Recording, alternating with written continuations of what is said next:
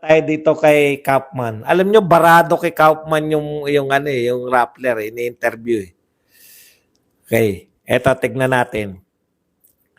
In-interview na Rappler si Kaufman. Sa mga hindi po nakakakilala kung sino po si Kaufman, siya po, si Nicholas Kaufman po ang abogado ni Tatay Digong sa ICC.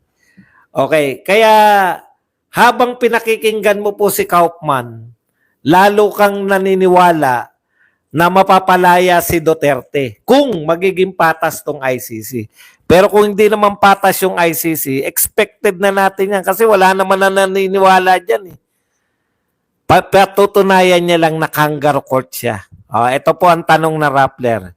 Will you challenge admissibility and jurisdiction provided for under Article 19? Will you raise a violation of Article 59 or both? Ang tanong niya, i-raise nyo pa po ba yung questionin nyo ba yung jurisdiction at saka yung violation ng Article 59 or pareho? Ito po ang sagot ni Kaufman. I'm not disclosing defense strategy. Hindi ko ibubulgar sa inyong mga taga-Rappler yung defense strategy namin. No?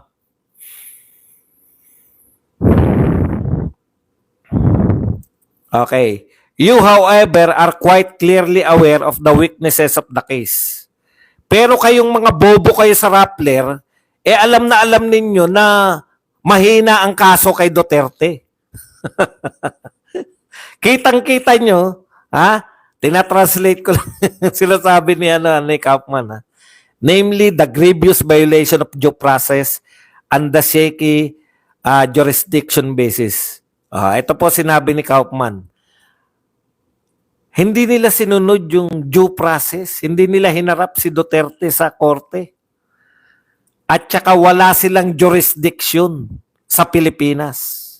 Otherwise, why would you point to me the very two legal issues that the government of the Philippines itself fears after having colluded with the Office of the Prosecutor at the ICC?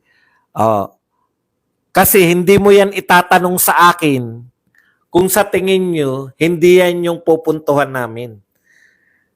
Kasi hindi mo yan itatanong yung ikinatatakot ng Philippine government na mapawalan sala o mabasura tong kaso na to dahil dyan sa ginawa nilang pakikipagsabwatan.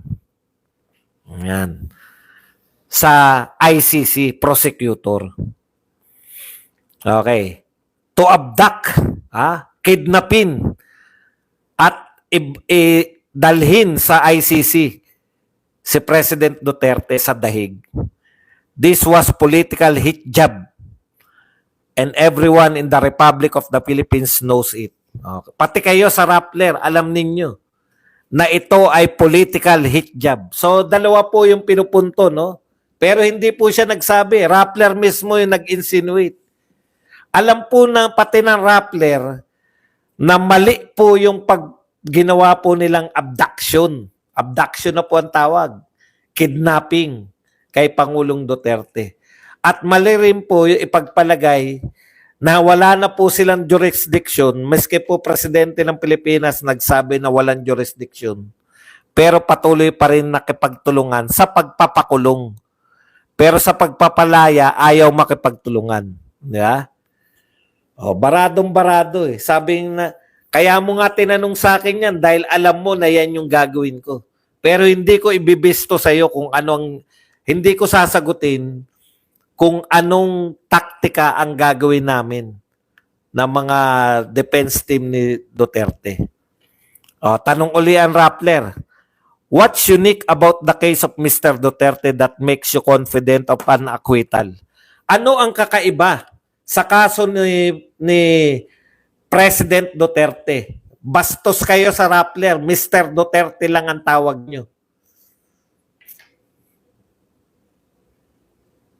Palibasa yung amo nyo, hap-hap.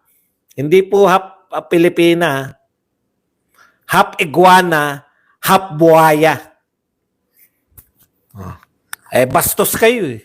Nararapat lang sa inyo, bastusin din. Ang inyong amo ay half iguana at half buhaya. Ano daw? Ano daw ang kakaiba sa kaso ni Mr. Duterte? At naniniwala si Kaufman na ma-acquit si Duterte. Okay. Sabi ni Kaufman, the very factors that you have highlighted above, yung mga sinabi mo, yun mismo ang mag-a-acquit kay Duterte. Bakit po? Kasi po, yung dalawa na yun, yung issue ng jurisdiction at issue ng walang due process, kinidnap si Tatay Digong, nasa rules po yan rules po yan ng ICC. Ngayon, kung mismong rules nila ang hindi nila susundin, sino pang magtitiwala dyan sa mga yan? Imagine niyo kinidnap niyo yung tao para usigin. Doon pa lang dapat malaya na si Tatay Digong. Di ba? Okay, Rappler. Tanong uli yan, Rappler. There's been a lot of talk in the Philippines. Ito mga taga-Pilipinas, makinig kayo. Niloloko tayo ng Rappler. There's been a lot of talk in the Philippines that the harassment being suffered by the victims, their lawyers, and other human rights defenders only boost the prosecution's case. What can you say to this? Yung harassment daw po na ginagawa natin sa mga lawyer, sino kaya yung lawyer? Si Conti? Hindi namin hinaras si Conti dahil siya ay lawyer ng ano. Hinaras namin si Conti. Hindi pala namin hinaras. Umamin na hinaras. Hindi po namin hinaras. Puta, pwede mo ba i-haras yan? Abogado yan tayo, pangkaraniwan tao lang. Hindi namin hinaras si Conti. Yung mukha niya lang. Pwede mo ba i-haras si Conti? Nakakatakot ang pagmumukha niya. Baka lunukin kami. Hindi namin hinaharas si Conti. Puta, may nakakaharas ba dyan? Sumasagot lang po kami. Pag sinabi mo maganda si Conti, pinakamagandang abogada ng harassment yun. Hindi naman eh. Okay. Sino pa? Suffered by the victims. Alam ko dalawa lang po yung hinaras natin. Hinaras. Yung inaano natin, di ba? Si Conti, tsaka yung si Aling Lydia. Anong pangalan? Aling Sheila. Si Aling Sheila, hindi po siya biktima. Yung anak niya kasi namatay 2024. Kaya po namin kantsaw lang po. Hindi po namin hinaras si Aling Sheila. Kinakantsawan lang namin si Aling Sheila kasi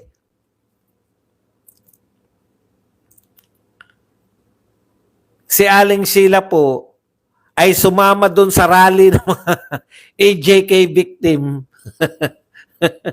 Samantala ni Duterte samantala yung anak niya namatay noong 2024. Hallelujah, lityon pala yun. Ito po sagot ni Kaufman. Tignan niyo. Si Kaufman talaga matalino eh. Mr. Duterte is not responsible in any way for the harassment caused to any individual of nature that you mentioned. Walang kinalaman si Duterte dyan sa harassment. If harassment by unidentified and unaffiliated actors is presently causing the prosecutor's case to be boosted, kinakantsawan po namin, hindi po namin hinaharas si Aling Sheila. Saan ka nakakita? Sumama ka sa AJK victims ni Duterte, namatay yung anak mo 2024. Hindi na presidente si Duterte noon. Pinagtanggol pa ni Conti. Dahil nakulong din daw yung anak niya na namata, nakulong daw yun ng panahon ni Duterte. Kaya biktima pa rin na AJK. Ano ba AJK? extrajudicial killing. Hindi naman extrajudicial kulungan eh. Ikaw talaga, Conti, oh. Ito lang masabi ko, kung ano ang itsura mo, ganun, kung gaano kaganda yung itsura ng pagmumukha mo, ganyan din kaganda ugali mo.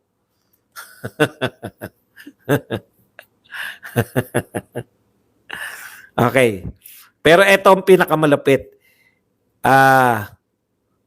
If harassment by unidentified and unaffiliated actors is presently causing the prosecution's case to be boosted, kung mabubus po nito yung harassment sa mga sinasabing biktima at sa attorney, then this would only indicate a need for extraneous and irrelevant factors to enhance a case which, as we know, is already fundamentally weak.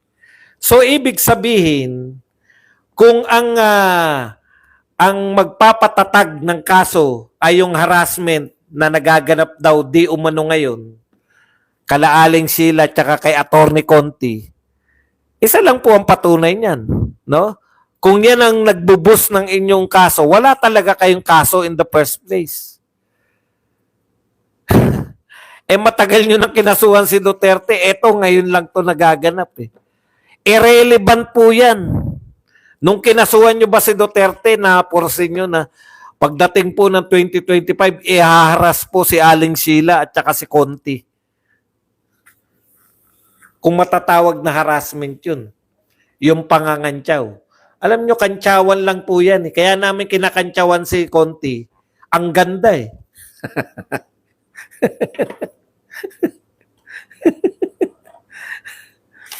Para kang alam nyo po, si Conti, yung beauty niya para kang nasa kalangitan.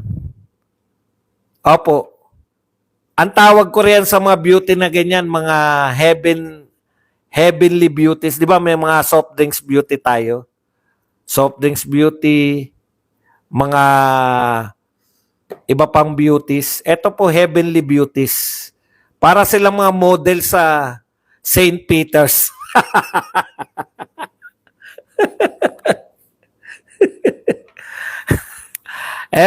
Magkakaba siya si Maria Ressa, si Conti, si